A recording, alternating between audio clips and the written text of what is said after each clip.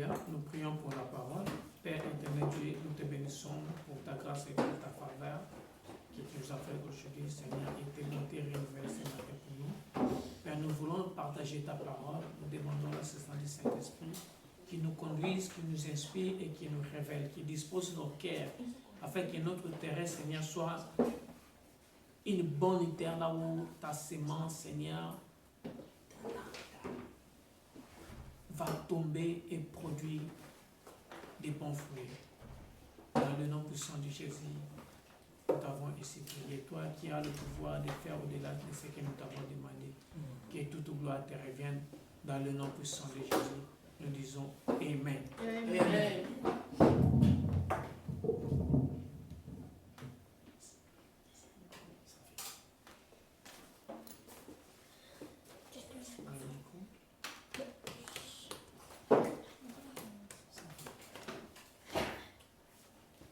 Le micro.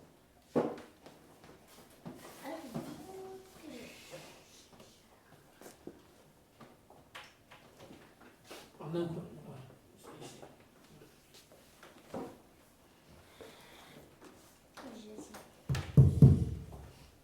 Alléluia.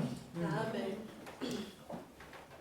Nous bénissons l'Éternel pour sa faveur. Nous avons commencé nos enseignements sur les 5e semaine aujourd'hui et nous croyons, nous n'allons pas terminer tous les enseignements, mais je pense que nous allons clôturer cette partie. Amen.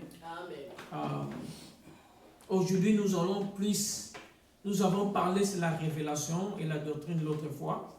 Amen. Amen. Et nous allons aujourd'hui plus parler sur la prophétie. Amen. Nous nous reposons ou nous nous basons sur 1 Corinthiens 14, 6. Amen. Là où on nous montre les 4 aspects des dispensations de l'évangile. Amen. Amen. On parle sur la doctrine, la connaissance, la révélation et la prophétie. Alléluia. Amen. Alors, nous avons parlé sur la révélation et la prophétie et la doctrine. Et nous avons aussi combiné aussi la prophétie. Amen. Parce que parfois, il y a aussi la révélation prophétique. Amen. Alors, parfois, la prophétie va de pair avec la révélation. Alors, nous allons essayer un peu aujourd'hui de toucher quelques passages. Amen. Amen. Où nous voulons un peu apporter une lumière. Amen. Un éclaircissement. Parce que ça nous aide à comprendre la pensée de Dieu. Alléluia. Amen. Parce qu'il y a un bien-aimé dans le psaume 73 qui avait le même problème. Alléluia. Parce qu'aujourd'hui, parfois on dit, mais la parole de Dieu, c'est comme si ça ne s'accomplit plus dans nos vies. Amen. Il y a aussi un bien-aimé qui avait le même problème. C'est le bien-aimé Asaph qui est en Lévite. Amen.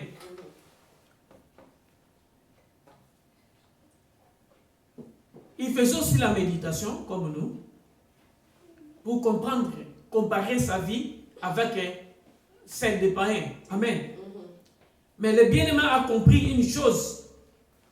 Il a fait cette prière sous forme de lamentation, de mimi, mais il s'est demandé, mais comment la vie des méchants évolue mieux que la mienne? Il compare sa vie et celle des méchants.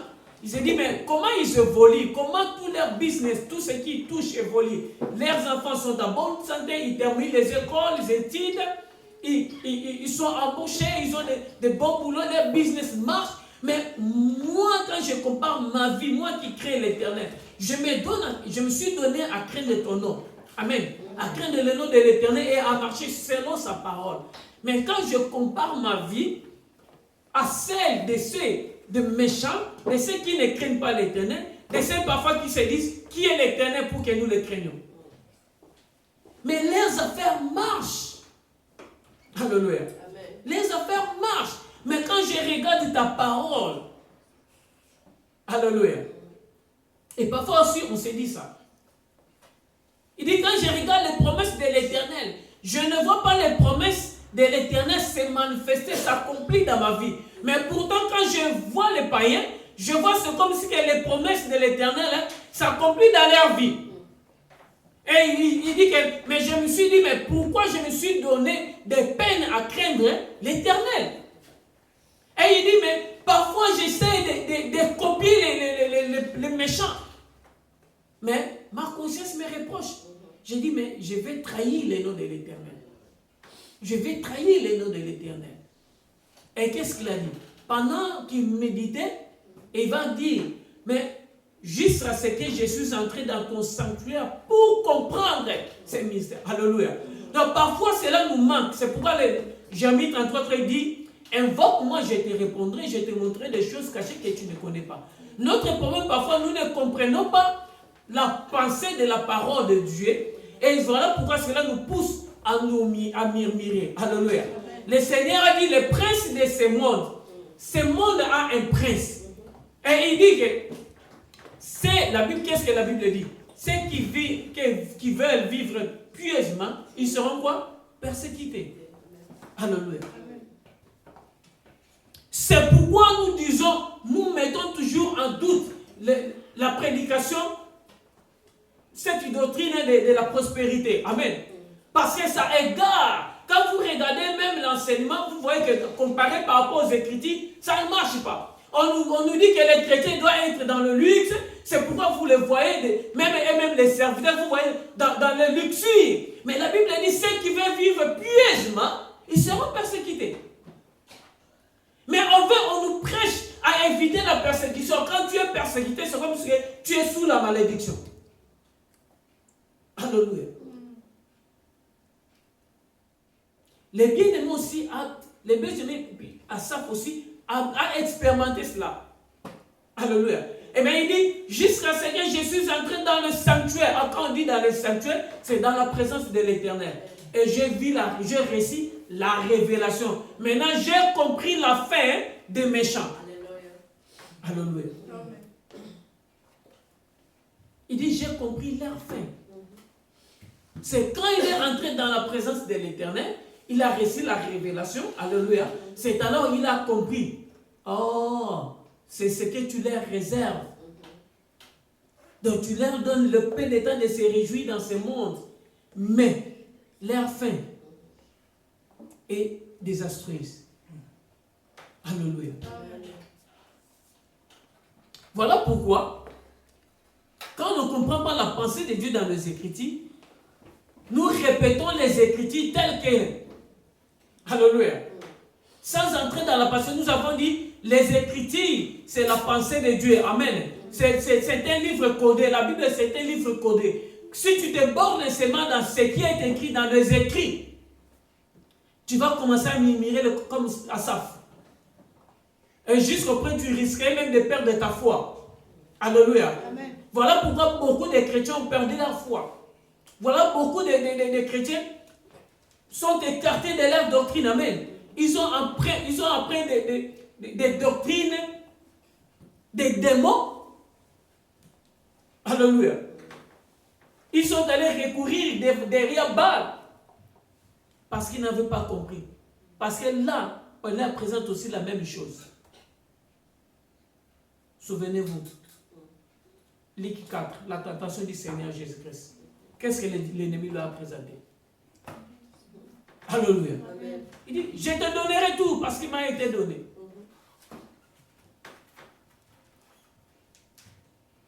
Je te donnerai tout. C'est ça, ce qu'il même présente. Il utilise toujours les mêmes écritures. Voilà, il est écrit, tu seras la tête non la queue. Les premiers deux, les derniers. Il est écrit là où les pommes de pied, là où tu déposes les pommes de pied, je te les donne. C'est littéraire. Il faut entrer dans la révélation et dans la prophétie pour comprendre. Alléluia. Ici, nous voulons toucher la prophétie. Quand nous parlons de la prophétie, c'est quand est-ce que la parole prononcée aura son accomplissement. Alléluia. C'est pourquoi Daniel 12, 4, la Bible nous dit que ne peut comprendre que la prophétie, ce n'est qu'un seul sur qui la génération à qui cette prophétie a été adressée. C'est ceux-là même qui vont avoir une bonne compréhension de la prophétie. Alléluia. Un exemple simple. Vous allez voir les événements de fin des temps. Combien n'ont pas poussé? Depuis les années 80. On nous a même parlé que, ah voilà Jean-Paul II, c'est lui l'antichrist parce qu'ils ont fait tous les calculs, ils ont dit, ça tombe 666. C'est lui l'antichrist. Mais il est mort. Et l'autre est remplacé. Et l'autre là est aussi parti. Et un troisième même a remplacé. Mais on pointait que c'est Jean-Paul II. Parce qu'on avait lu ce qui était écrit. Alléluia. Même à 7 ans, on dit en Amérique là-bas, ah, mais Obama, on va mettre une puce ici, une puce dans le front. Ah, c'est la marque des 666. On voit même dans les vidéos partout dans les YouTube. Bien aimé, laissez-moi profiter pour t'avertir et éclairer ton esprit et ta connaissance. Quand vous lisez par rapport au signe des 666, la Bible dit que ne peuvent comprendre que ceux qui seront intelligents. Ce n'est pas tout le monde de comprendre. Ce n'est pas comme cette histoire d'Obama que tout le monde sait. Ah, ça c'est... Non. Ça, ce n'est pas la marque. Alléluia. Ce n'est pas la marque. Même ce qui se fait, on a vu dans l'Espagne, partout là, dans les pistes, ce n'est pas ça. L'ennemi veut seulement tromper les gens. Quand les gens vont avoir ça, après ils réalisent, ils disent, oh, non, c'était les mensonges, voilà, nous sommes toujours là, et puis nous allons toujours à l'église. Mais on nous avait dit que quand nous aurons ça, on ne va pas aller prier, on ne va pas faire ceci. Alléluia. La Bible dit, la marque 666, ne peuvent le comprendre que ceux qui seront intelligents. Or, être intelligent veut seulement dire avoir la connaissance. Alléluia. Or, ne peut avoir la connaissance que ceux qui craignent l'Éternel. Or, ne peuvent craindre l'Éternel que c'est l'Éternel lui-même, c'est t'approprier. Ce n'est pas tout le monde qui va craindre l'Éternel qui craint l'Éternel. Yes. La grâce de craindre l'Éternel n'est pas donnée à tout le monde. C'est seulement à ceux lui-même, il a déjà choisi bien en avance. Prédestiné pour les craindre. Et il a mis cette pensée, la force et le Saint-Esprit pour les aider à les craindre, à craindre son nom. Dieu a tant aimé le monde. Ce n'est pas le monde entier que nous voyons la terre, non. Alléluia. C'est ça le problème. C'est pourquoi vous allez voir des chrétiens et des serviteurs, c'est pour le monde. Il veut seulement que tout le monde devienne chrétien. Parce qu'il est écrit, Dieu a tant aimé le monde. Non, nous sommes déjà entrés dans la prophétie. Et dans la révélation. Nous allons aller dans la prophétie et avec révélation. Amen. Mais nous allons plus nous border dans la prophétie. Mais la prophétie, parfois, une révélation prophétique. Amen. Parce que quand tu vois des choses qui vont arriver, donc tu entres déjà là-bas. Alléluia. Amen. Ce n'est pas le monde entier comme ça que tu vas te poumonner pour prêcher tout le monde de recevoir le Christ, même ceux de ta famille. Non. Le monde, c'est l'arche de Noé. Le monde, c'est Lot et sa famille. Alléluia. C'est ça le monde. Ce n'est pas tout le monde qui va croire à l'évangile. C'est pourquoi le Seigneur dit, personne ne vient à moi si ce n'est celui qui est appelé par mon Père. C'est ça, ceux-là qui sont destinés à recevoir l'évangile. C'est nous qui sommes destinés à recevoir l'évangile. C'est pourquoi quand nous avons entendu, nous avons crié, nous avons répondu. Alléluia. Mais et puis nous sommes donnés, engagés. Amen. Le monde c'est l'arche. Le monde c'est l'arche de Noé. Le monde c'est l'autre. Alléluia. Dieu attend. Regardez, un exemple simple. Quand Abraham intercédait pour Sodome et Gomorrhe, vous croyez vraiment Abraham intercédait pour Sodome et Gomorrhe entier? Non.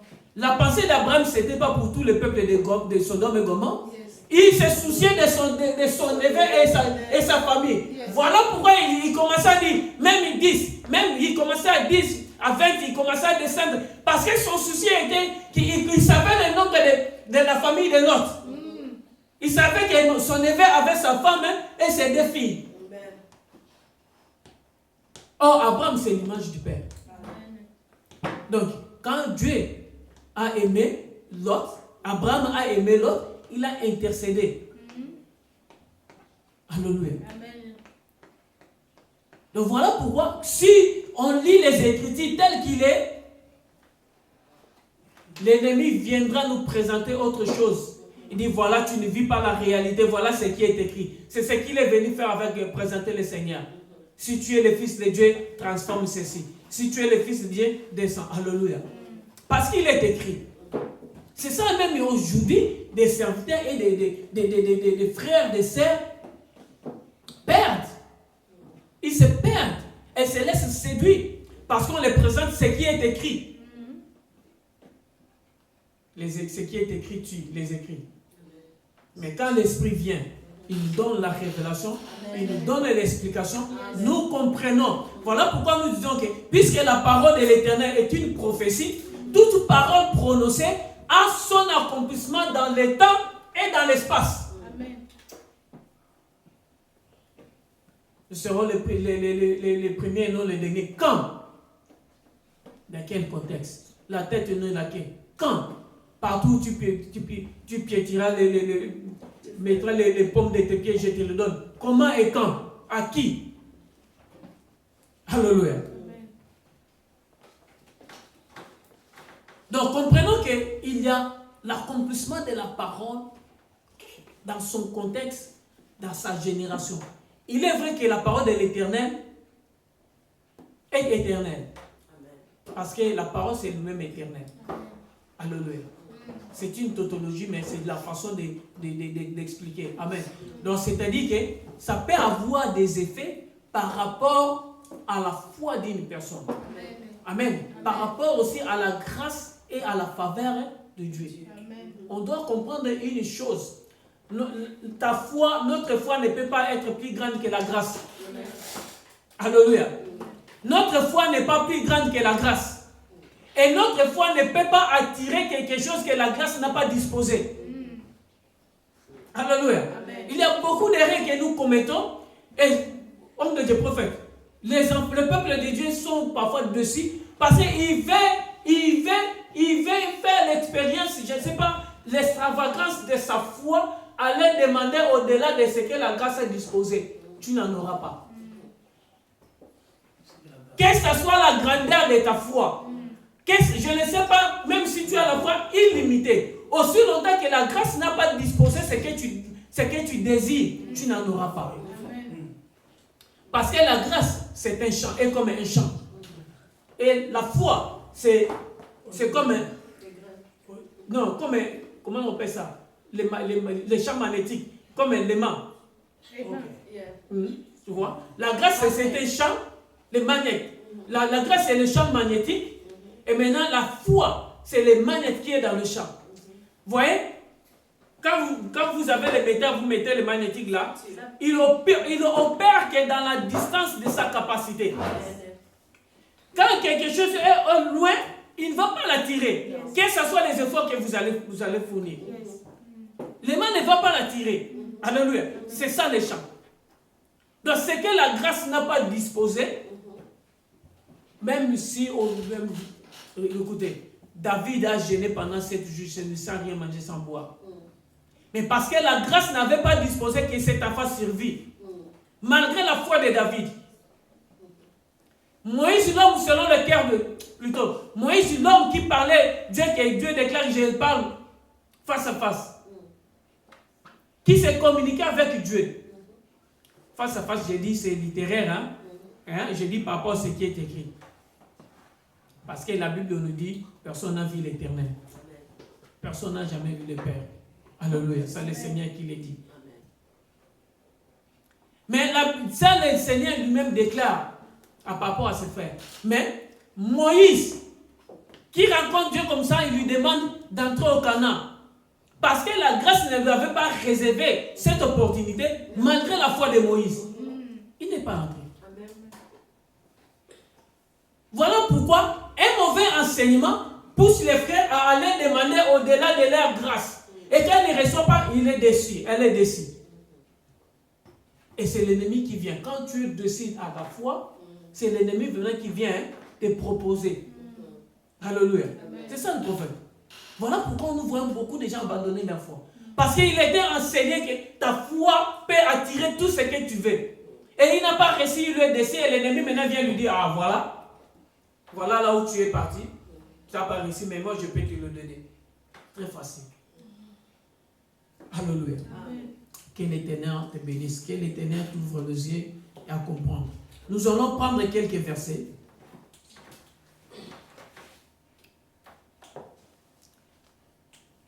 Matthieu 4. Nous allons lire 1 jusqu'à, je pense, 8. L'homme ne vivra pas seulement du pain, mais de toute parole qui sort de la bouche de l'Éternel. Alléluia. Le mari de ma tante, il y a bien longtemps, nous étions encore trop jeunes. À cause de cette parole, il voulait jeûner 40 jours et 40 nuits. Alléluia. Sans rien manger, boire. Parce que l'homme ne vivra pas seulement du pain. Ce type que je viens de mentionner, il était mort. On l'a trouvé évanoui le temps de la portée, parce qu'il était un témoin de Jéhovah. Il s'était même enfermé pour dire que personne ne me dérange, que ce soit ce qui arriverait. On l'a trouvé mort. Il a laissé des petits-enfants et une veuve, ma tante. Alléluia. Parce qu'il est écrit que l'homme ne vivra pas seulement du pain. Mais c'est une prophétie. Alléluia. Mais quand est-ce que cette parole aura son accomplissement? Apocalypse 13, 11 à 18. Apocalypse 13, 11 à 18. Nous allons lire très rapidement pour... Un bien-aimé peut nous préparer un roi 19, 8, 1 à 8.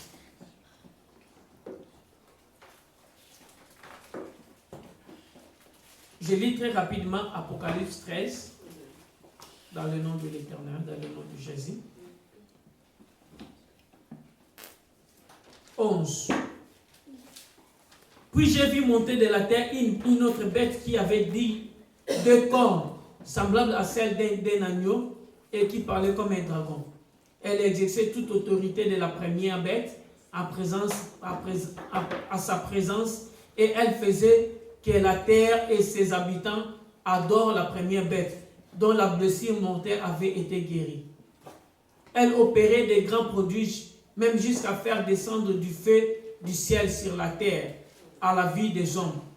Et elle séduisait les habitants de la terre par des prodiges qu'il était donné opérer en présence de la bête, disant aux habitants de la terre de faire une image à la bête qui avait la blessure de l'épée et qui vivait.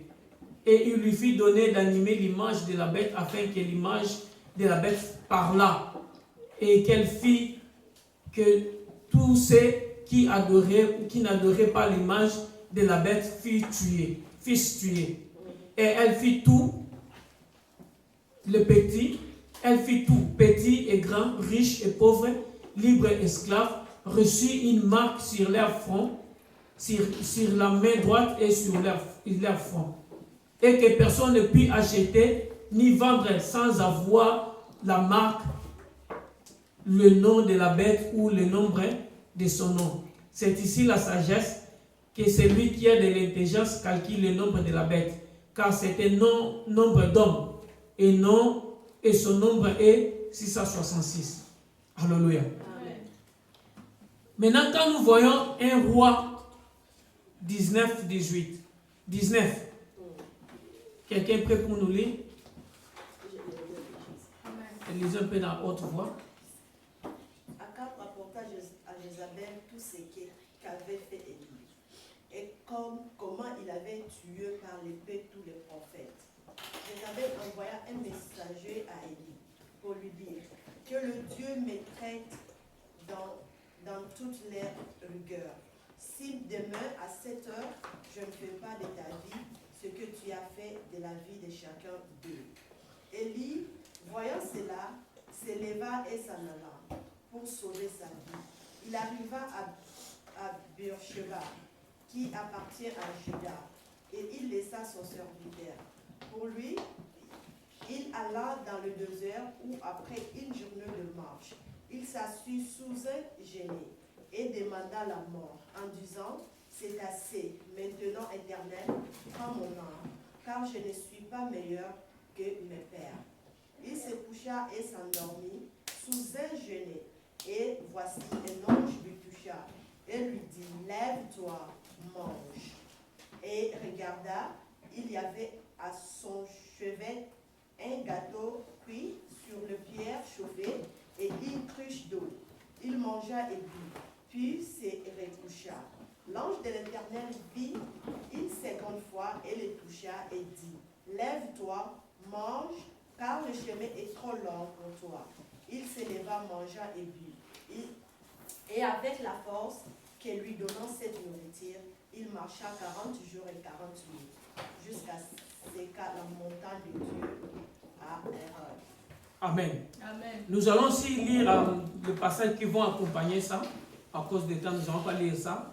Mais nous écrivons Apocalypse 12, 7 à 14. Et puis 1 Roi 17. Apocalypse 12. 7 à 14. Et puis 1 Roi 17. À partir de 1, vous descendez. Qu'est-ce que nous remarquons ici? Ici, la Bible d'Apocalypse, il nous dit qu'il y aura un temps. Alléluia. Amen. Que les gens il y aura un temps pour que les gens achètent. Il faut que vous ayez la marque. Alléluia. Donc, quand vous comprenez que pour acheter, veut dire manger. Donc, c'est-à-dire que les gens n'auront pas à manger et à boire. À moins que tu acceptes la marque de la bête. 666. Et comprenez que nous avons dit Ecclésiaste 1:9 que rien n'est nouveau sous le soleil. C'est ce qui n'est jamais se passé, ne se passera jamais. Les choses ne font que se répéter. Maintenant, il faut rentrer maintenant dans la doctrine. Amen. Nous devons comprendre que quand il y a un événement dans la prophétie, dans la révélation, que nous ne comprenons pas vraiment comment vont arriver, les choses vont s'accomplir, il faut retourner dans l'ombre. Or, l'ombre, c'est la doctrine. Amen. Nous avons dit, nous devons voir l'ombre. Comment l'ombre a été, comment l'événement s'était passé dans l'ombre. C'est de même le vice-versa. Quand on lit quelque chose dans l'ombre, on ne comprend pas, il faut aller dans la révélation, dans la prophétie. Amen. Ça va nous donner une compréhension. Ici, la Bible dit qu'Élie, après avoir tué le prophète de Baal, Amen. Après avoir tué le prophète de Baal, Élie va fuir. Et c'est là qu'il va recevoir. Et c'est là qu'il va recevoir la nourriture. Amen. Et c'est là qu'il va recevoir c'est là que Dieu va lui donner à manger. Il sera nourri comme un oiseau. Alléluia. Oh, ne vous souciez pas. Regardez les oiseaux. Alléluia. Amen. Ils ne s'aiment.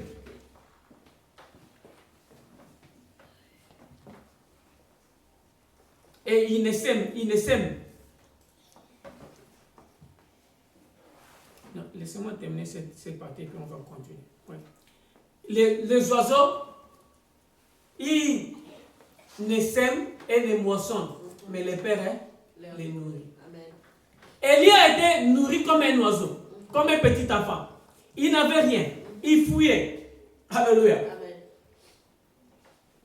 Et la Bible dit que ces gens-là, tu ne peux acheter, c'est-à-dire tu ne peux manger ni boire, à moins que tu aies la bête. Or, il y aura des gens qui vont se confier à l'Éternel, les racheter, les prédestinés de l'Éternel, qui vont rester fidèles. C'est alors à ce moment, parce que la période va se passer, c'est pendant, alléluia, ça sera, ce n'est pas un jour, 2 jours, alléluia. Élie, la Bible dit que,